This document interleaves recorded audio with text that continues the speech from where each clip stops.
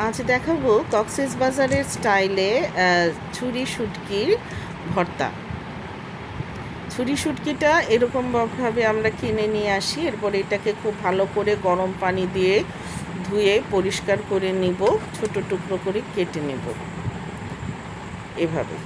এখন এটাকে আমি সরিষার তেলে হালকা ভেজে নিচ্ছি। ধীরে ধীরে চুলার জাল কমিয়ে রেখে ভাজতে হবে।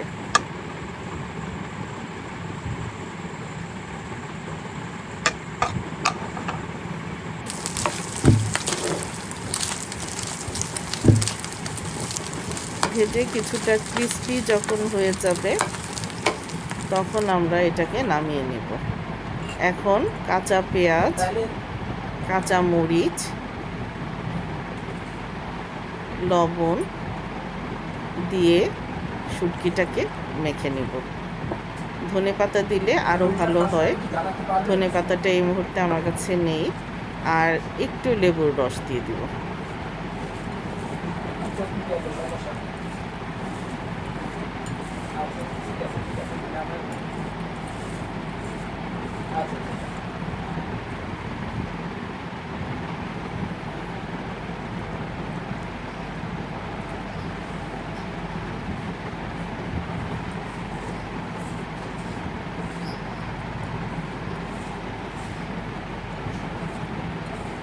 ব্যাস তৈরি হয়ে গেল ছুরি শুটকির ভর্তা।